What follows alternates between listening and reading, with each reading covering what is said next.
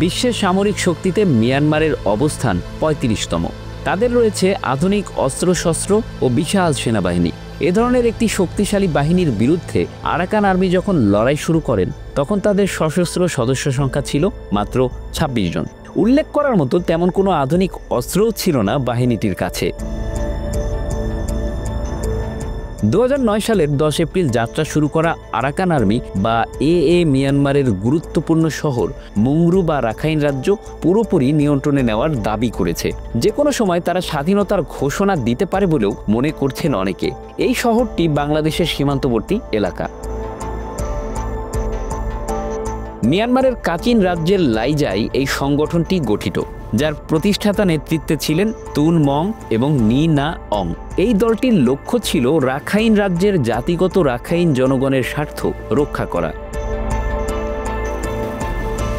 Kachin সংঘাতে এএ Kachin independence army KI এর সাথে মিয়ানমারের সামরিক বাহিনী তাতমারোর বিরুদ্ধে লড়াই করেছে।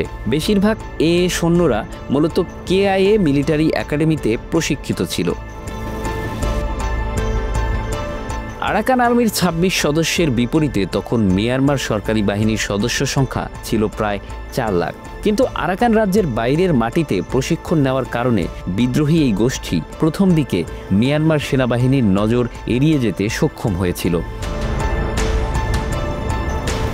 ২০১৪ সাল থেকে এএ রাখাইন রাজ্যে নিজস্ব প্রশিক্ষণ শিবির স্থাপন করেছে।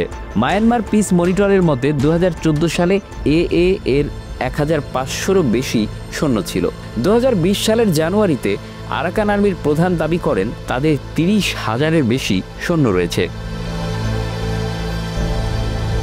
শুরুতে সীমিত অস্ত্র ও রসদের কারণে এএ ছিল একটি ছোট গোষ্ঠী, কিন্তু প্রবল মনোভাব এবং গেরিলা যুদ্ধ কৌশলী দ্রুতই তাদেরকে পরিচিতি এনে দিয়েছে। ২০২৩ সালের নভেম্বরে মিয়ানমারের পশ্চিমাঞ্চলীয় রাখাইন রাজ্যে নিরাপত্তা বাহিনীর সদস্যদের উপর আক্রমণ চালায় আরাকান আর্মি। এরপর রাজ্যটিতে দুই পক্ষের মধ্যে লড়াই শুরু হয়। আরাকান আর্মি হল United league of Arakan UL এর একটি সামরিক শাখা। রাখাইন গোষ্ঠীর বৌদ্ধ ধর্মাবলম্বীদের এই সংগঠন নিজেদের ইতিহাস ও সংস্কৃতিকে সামনে আনতে চায়। বর্তমানে আরাকান আর্মির নেতৃত্ব দিচ্ছেন commander in chief major general Twan Mrat Naing এবং vice deputy commander brigadier general Nyo Twan আং। ২০১৫ সালের এপ্রিলে রাখাইন রাজ্যের কিয়াওকতাও টাউনশিপ এবং চীন রাজ্যের পালেতোয়া টাউনশিপে মিয়ানমার সেনাবাহিনীর সাথে তাদের সংঘর্ষ হয় এবং এরপর থেকে বাহিনীটি আলোচনায় আসে। রাখাইন রাজ্যের দুই প্রধান জাতিগোষ্ঠী রাখাইন এবং রোহিঙ্গা। তবে আরাকান আর্মি মূলত রাখাইন জাতিগোষ্ঠীর প্রতিনিধিত্ব করে এবং রোহিঙ্গাদের সঙ্গে সরাসরি সম্পৃক্ত নয়। চীনের কিছু গোয়েন্দা এবং সামরিক বিশেষজ্ঞদের থেকে আরাকান আর্মি কৌশলগত পরামর্শ পেয়েছে বলে অভিযোগ রয়েছে। এই বাহিনী কেবলমাত্র রাখাইন রাজ্যেই সীমাবদ্ধ নয়, তারা চীন ও ভারত সীমান্তবর্তী এলাকাগুলিতে তাদের উপস্থিতি রয়েছে। মূলত তারা রাখাইন তরুণদের টার্গেট করে তাদের দল ভারী করেছে। এছাড়া স্থানীয় জনগণের সমর্থন আদায়ে আরাকান আর্মি তাদের নিয়ন্ত্রিত এলাকাগুলিতে স্বাস্থ্যসেবা, শিক্ষা প্রতিষ্ঠান এবং অন্যান্য অবকাঠামো উন্নয়নে বিনিয়োগ করছে।